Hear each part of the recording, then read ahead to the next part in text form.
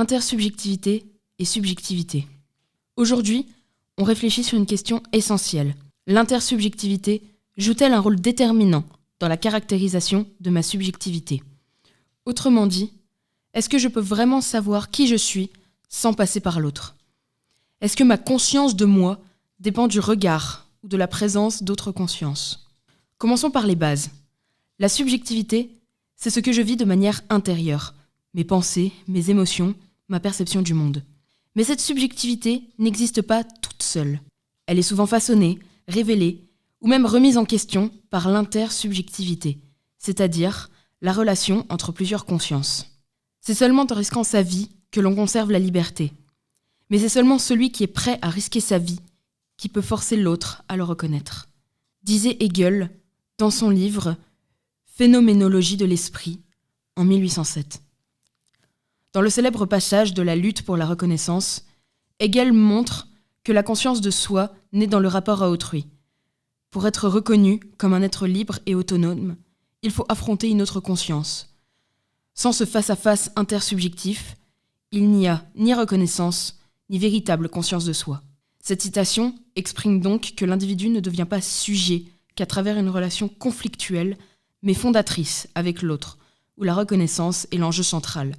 Imaginez deux individus qui se rencontrent. Chacun veut être reconnu comme conscience libre et autonome. Cette lutte symbolique donne naissance à une hiérarchie, le maître et l'esclave. Mais Hegel montre que le maître n'obtient pas une reconnaissance pleine, car elle vient d'un esclave qui n'est pas reconnu lui-même comme sujet autonome. Donc, pour être vraiment conscient de moi comme sujet, il faut être reconnu par un autre sujet libre. Ma conscience de moi dépend de la reconnaissance mutuelle. Autrui est le médiateur indispensable entre moi et moi-même, disait Jean-Paul Sartre dans L'être et le néant en 1943.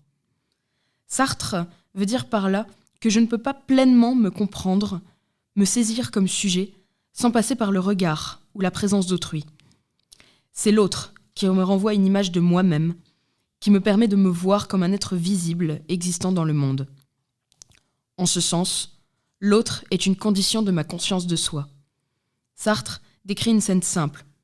Je suis en train d'espionner quelqu'un par un trou de serrure, concentré uniquement sur mon acte. Puis soudain, j'entends des pas. Quelqu'un me voit. À ce moment, je me sens vu, je me sens observé, j'éprouve de la honte. Cette émotion me révèle quelque chose de fondamental. Je ne suis pas seul dans le monde. Le regard de l'autre me transforme. Je deviens objet pour lui, mais aussi, je prends conscience de moi-même comme quelqu'un qui est vu. C'est ça, l'intersubjectivité chez Sartre. C'est par la confrontation au regard de l'autre que je découvre ma propre existence. Je me découvre comme quelqu'un qui a une image, une apparence. Prenons un exemple concret. Au fil de ta scolarité, des personnes, professeurs, amis, parents, t'ont dit des choses comme « tu es timide »,« tu poses toujours de bonnes questions »,« tu es fait pour les sciences » ou au contraire « tu devrais faire plus d'efforts ». Ces phrases, tu ne les as pas simplement entendues, tu les as intégrées. Elles ont contribué à construire l'image que tu te fais de toi-même. Et même si, plus tard, tu t'y opposes, par exemple en disant « non, je ne suis pas timide, j'ai juste besoin de temps pour m'adapter », tu continues à te définir en réaction à ce que l'on dit de toi. C'est exactement cela, l'intersubjectivité au quotidien. Nous construisons notre identité dans un dialogue, explicite ou implicite avec les autres. Même dans les moments d'introspection, tu t'adresses souvent à un autre intérieur, un regard que tu as intériorisé. Tu imagines comment les autres te verraient dans une situation où tu évalues tes propres pensées, comme si tu étais ton propre juge. Et ce jugement vient de normes sociales partagées. En exemple plus subtil, tu peux te dire peut-être « je suis indépendant » ou « je suis original ». Mais là encore, cette subjectivité repose sur un rapport à l'autre.